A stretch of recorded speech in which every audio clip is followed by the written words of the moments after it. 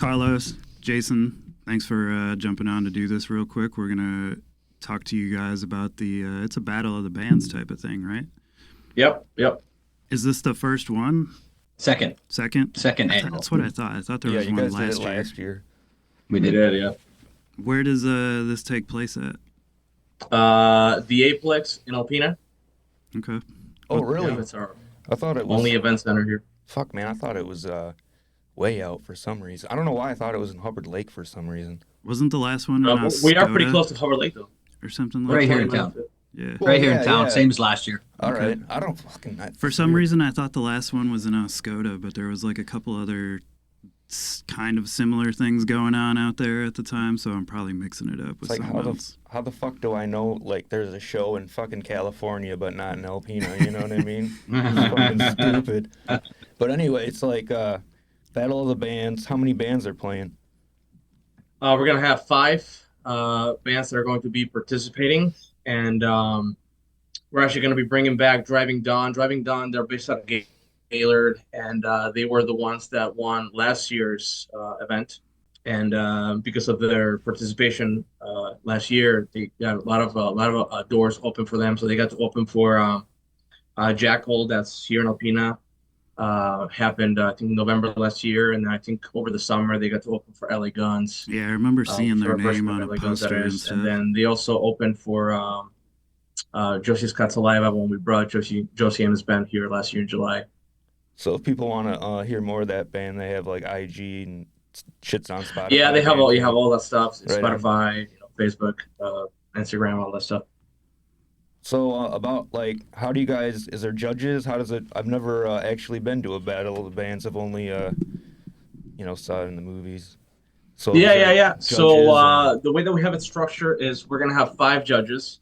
All 5 judges are either members of the music community here in Northern Michigan or Alpena, or have been in the past. And they focus on different genres because we want them to ensure that the judging wasn't biased whatsoever, which is also why we have bands of all types of genres. I mean, we have metal bands, rock. We have a really cool folk/rock kind of mix. So it's a little bit of everything. We just wanted everything to be no bias whatsoever. Yeah, that's hard to pull off sometimes. Yep. So that's cool, though. There's, like, something for everyone then. Yep, for sure. How many people do you expect to show up? Last year we had about a little over 340 No attendance. Yeah, Yeah. that's pretty And good. that's so we were pretty much at max capacity last year. This year we're expecting right about the same, if not a little more. Yeah, I would think there'd be more, because that sounds pretty Yeah, awesome. for sure. More word, the second year usually goes better. Yeah, well, I mean, Yeah. the more people are informed about it and know about it, the more are going to show up. Yeah. There was a lot of talk on social media right up, leading to the event last year, and then a ton afterwards. People were really pleased with the event. We make it a sober event. The whole purpose to this is to bring awareness for substance use disorder. Let other people out there that suffer from substance use disorder know that there are safe places out there to go, and not every place serves alcohol. You know what I mean? So this is it's a great family event. So kids are welcome. It's not so loud you can't hear yourself talk to the person next to you, or whatever. So it really is a great event. We had a wonderful time last year. It ties in, rock and roll and recovery, which kind of go hand in hand anyway through the years. So we think it's great, and we'd like to continue to do it year after year. What we do, Freedom, with the money is a couple of things. So basically, we use the money for patients that don't have insurance or are underinsured. I mean, so there are people that get caught in that web where they just can't find treatment because they can't find the money. So we create a scholarship program that goes along with the federal guidelines for poverty or what have you. But these scholarships can supplement that and provide treatment for folks that just otherwise couldn't have gotten it. The other portion of the money we use for, we look for another nonprofit in the area that's working with people that are either in substance abuse or mental health issues that are maybe struggling or trying to put together a new project, just can't seem to find the money. We'll donate to that nonprofit. So that's the goal each year, is to raise more and more money to help get people to services, help them find services, and help continue helping them reach other resources in our community that are out there and available. Yeah, for people who don't know, Northern Michigan in the winter, I mean, Northern Michigan, period, at least where we're at, everything, it seems like, involves drinking. So if you don't drink, it's, I mean, you got to be able to, like, stand up to peer pressure and be all right, like, being alone if you're up here, for real. It's weird. So it's cool that there's an event for people to come to, You you got to know? be willing to be the sober guy at the bar. Well, yeah, and that it's everybody like, wants to fuck with. I mean, Exactly. because Ryan and I, we don't drink hardly ever, and but we don't go out either to the places, and because there's always drinking involved and people acting fucking wild, you know. Yep. Yep. So that's cool. Which is great. I mean, there's nothing wrong with that if that's what you're looking for. But if that's not what you're looking for and that's all that's available in the community, Right. you know, it really creates a lonely existence for somebody that's trying to clean themselves up or trying to manage this disease properly. So, you know, it's just plenty of it's a start places you for us. can go I think get it's a great tanked. start. For sure. Right. So it's cool to see like other people doing stuff that doesn't immediately revolve around that for fucking people A. who don't want to be around that or just, you know, don't have the patience for it or whatever. Yeah, and what was cool about last year's event is, you know, we didn't expect to have that great of a turnout, to be honest with you. So, you know, we were even a little hesitant putting it together because of the fact that it was going to be a sober event. We had no idea what the turnout was going to be. And I'll tell you, we saw a good chunk of people there that you would normally see at the concerts here in Alpena that, you know, go in there for the drinking. But they weren't, man, and they were having such a fantastic time, and it was so good to see. You know, and you know, Jason and I, you know, we've been working on we're partnering. I mean, we've been partners since last year. We're working on getting the word out there and letting people know that it's okay to not drink. You know, normalizing these sober events, and I think we're making a little bit of difference, one step at a time. And I think we'll get far as long as we continue to do so together. But I'll tell you, there's a big shift in the recovery community right now happening. I don't know if you've noticed, but you know, some of this stuff is starting to really get normalized, man, and that's really, really good to see. I think, like, I noticed after COVID, everybody thought they were an alcoholic because they drank so much, and they were kind of like pushing that, and even in the media.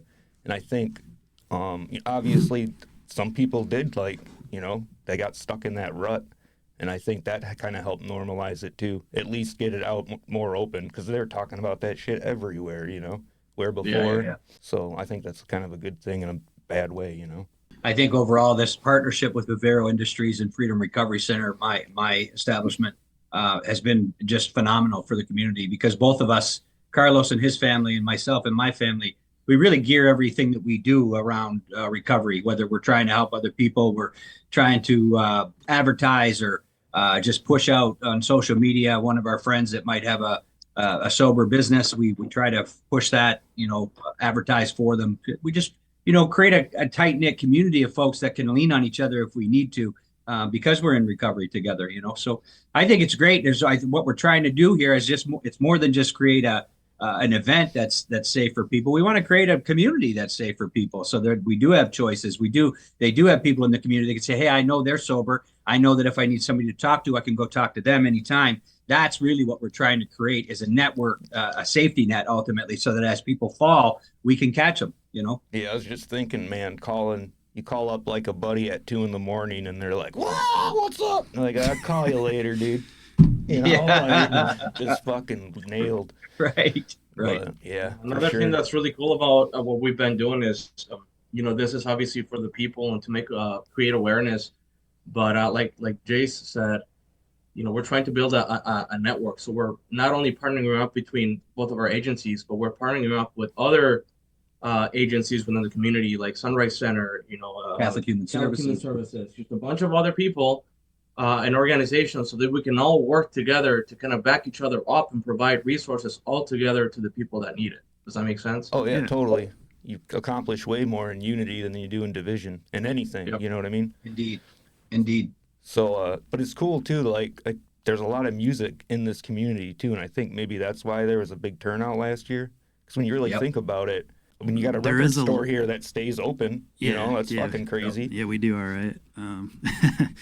But there's a lot of music, but little places to actually be able to play and put your music out there. Right. I mean, you have very limited options. Especially in Northern Michigan, man. Yeah. You know, I get that. I get that. You know, I'm in a band too, and I know the struggles. I've been in the lowest low and the highest high, and I know the struggle. So that's another reason why we did this, so that we can create opportunities for some of these up and coming bands that don't know where to start and they're looking to get, maybe get a little recording time with a studio here, or they just don't know where to start, or No, cool. booking wise and all that stuff. It's not easy. Fuck It's not no. easy, and that's a band. You usually have to figure that shit out yourself.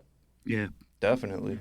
And it can be discouraging for a band to like try to take on and put on all those hats, and then like Yep. they put all this time and effort into something and 5 people show up and you're like, damn, Yeah, like yeah. I wasted all that time. But I mean, you gotta just keep pushing through that, like as a band, as an artist, as a store, a business, podcast, whatever. Like you just consistency and keep going through it. So hopefully like what you guys are doing continues to catch on and build throughout the years and becomes it continues to grow from what it is now.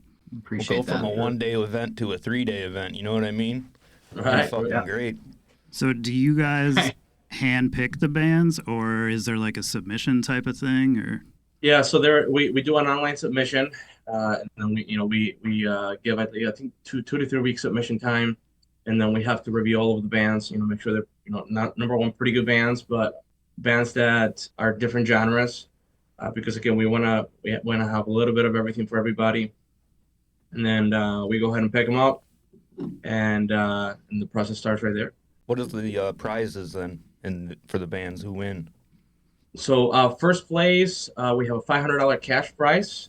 We also have recording time with one of our local producers, and then I think we have I think there's something else for first place. Second place is recording time and an electronic press kit, and then third place I think it's also recording time with a local studio. Shit, that's cool. Nice. Yeah. Yeah, Who- 500 Yeah, so bucks again, is a another lot great of money, opportunity man. to get some time in the studio Definitely. for somebody that might not really have the resources to do that. Who's the local studio? We have New Level Productions based out of Alpena, and then we have Lachine Machine Studios based out of Lachine. Okay. Yeah, I know those guys. Who are some of the bands that are playing? We have Ghidorah. Ghidorah is a heavy metal band. We have this Twilight City. They're more of a punk rock. We have the Hazel James Band. That's a folk rock band that I told you guys about. Pretty unique. We have a local guy who's also in recovery. His name is Zach. And then we have Tribe 989. They are a rock band based out of Oscore, I believe.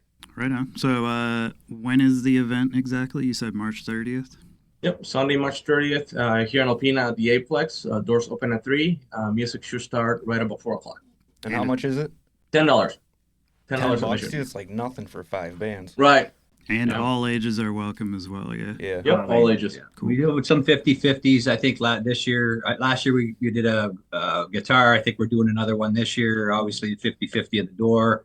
It's just a lot of opportunity to cheaply possibly pick up a little extra money or some kind of prizes. So we try to make it as affordable, just so people can enjoy it. And then we also try to do it in the colder months because nobody wants to be inside when it's Oh, May, yeah. June, July, especially living in Right. Michigan. So it just gives us something to do in the colder months as we're all hunkered down in our homes, Yeah, it's a there's great typically nothing going on here in the Right. winter, so it's good to see things start to pop up like that. 'Cause February, January can get real boring Yeah, they're around the here. worst, man. Yeah. But yeah, it's really cool that you guys are doing this. We'll see you there, most likely, for sure. Yeah, we'll come Yeah, check it hope out so. for sure. Anything that you guys want to say or anything for just to sign off with? We'll see you there. We're excited to see the community out again this year. Awesome. Yep, All right. you are able to get tickets online too. If you go to, we're doing them directly through the Aplex website. So aplex.org, aplex.org. And you'll go to the events tab and you'll see our event there. Just go there, it'll take you to the link. Cool. Right on. Wherever this video ends up, I'll make sure we put a link to that in there. Awesome. That way anybody listening can go get their tickets and definitely help support it and check it out. Appreciate Appreciate it. you guys. Definitely. All right. Thanks, dudes. Thanks, guys. Thanks, man.